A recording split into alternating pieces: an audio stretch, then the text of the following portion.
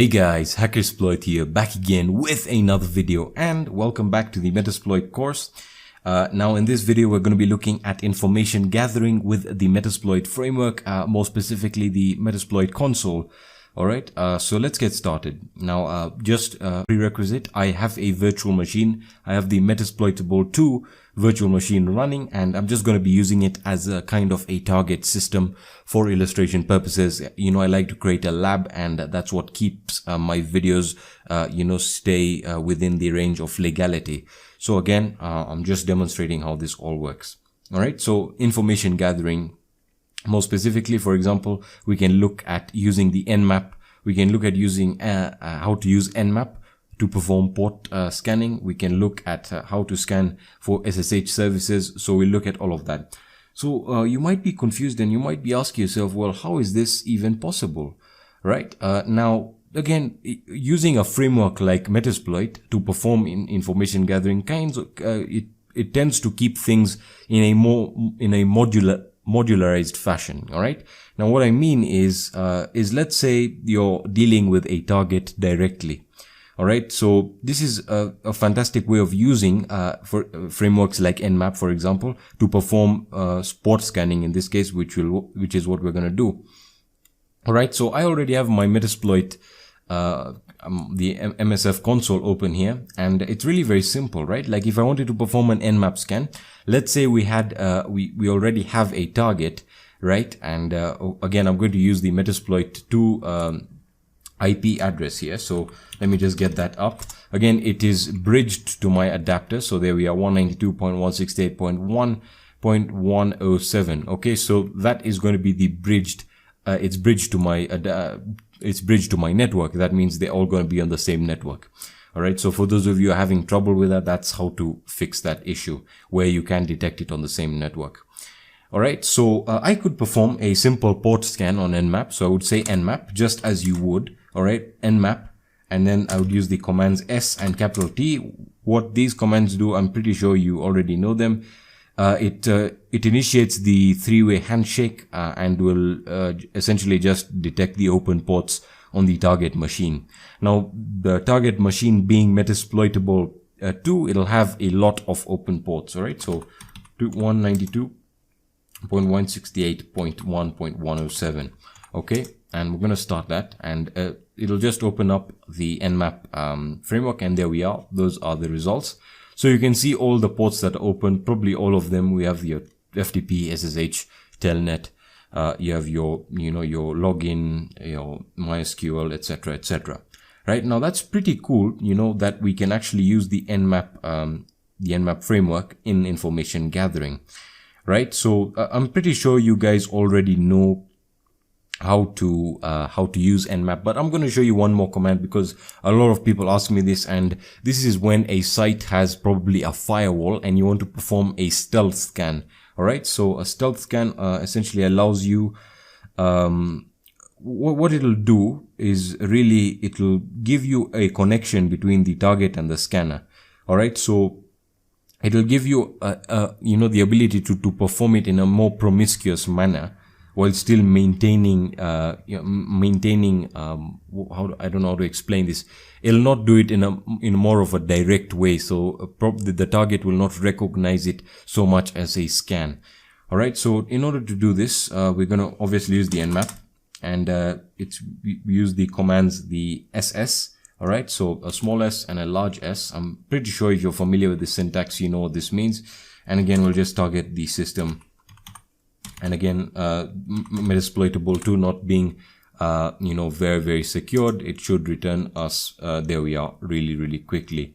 All right. So that's if you want to perform a stealth scan. All right. So that's very, very interesting. Now, looking at the other type of information gathering that we can, carry out, we can actually use auxiliaries. We can use the auxiliary modules, or the scanner modules that come with Metasploit. All right. So you might be asking yourself, well, what do you mean exactly? Well, what I mean is we can actually use the inbuilt modules that come with Metasploit, or in the form of auxiliaries where you have your scanners, as I explained in the previous video. They allow you to use the inbuilt scanners, which are considered to be information gathering tools. Now, probably not a lot of you guys have actually used this, and that's fine. You know, it's really very simple to do, and that's what we're going to do now. All right. So what we're going to do is I'm going to demonstrate this. Let me just clear the console. I'm going to demonstrate this very simply using the SSH scanner. All right. So this is an inbuilt scanner that comes with Metasploit. I'm pretty sure probably most of you have gone through it. It's a it's taught, you know, very early when you're using the Metasploit framework. All right. So essentially what it'll do, it'll allow you to detect the SSH versions that are running on a target. Okay. So if you don't know what SSH means, SSH is secure shell. All right. It essentially uses, it uses cryptography and authentication, you know, to connect between two computers, as a connection between two computers, right? So let's get started. Now, we're going to be using the auxiliary called SSH version. All right. So I'll show you how to do this in a few seconds. So, what we're going to do is we're going to utilize the search command. The search command allows us to search for modules. In this case, we're using the auxiliary and furthermore the scanner. All right. So what we're going to do is we're going to say search SSH version. All right. Search SSH version. And again, you can start up the database if you want to, or the PostgreSQL database if you want to, or if not, you can just, you know, you can just let it perform the normal search, which is, again, it's a slow search, but nonetheless, it'll return the results that we want. All right. So just give it a few seconds. It shouldn't take too much time at all. Again, you'd be much better off if you started up the database and you had it properly configured. Right, but I didn't, so I'm sorry about that. Again, it shouldn't take too much time. In fact, it's probably taking quite a while now, but the search results are pretty much standardized. There we are. So we have the search results. Now, what we're going to be using is the auxiliary scanner because we don't want fuzzers. We already discussed what those ones were. We want this auxiliary scanner. All right, so I hope you guys remember the syntax. So we're going to say, so this is the one we're going to be using, the auxiliary scanner SSH version. So what we're going to do is we're going to use the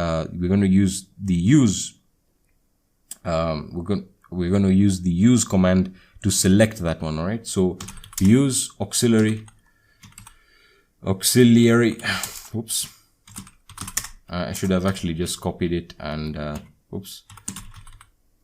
Oh my. Sorry about that, guys. Let me just copy it. So just to keep things really simple, because even if it was a scanner, it should have actually detected that itself. So let me just paste that in there.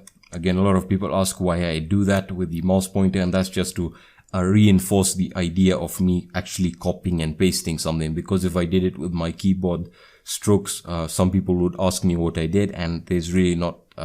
It's not important that we go through that. So I'm going to hit enter, and there we are. So let me just clear that out, and it's using the scanner SSH version. So essentially it's just getting information about getting information about the target in terms of what SSH version it's running on the SSH port. All right, so we can look at the options that we have here. And as you can see, the port is set to 22, which is the default TCP port. You have the threads, which is what we'll be looking at, and the timeout.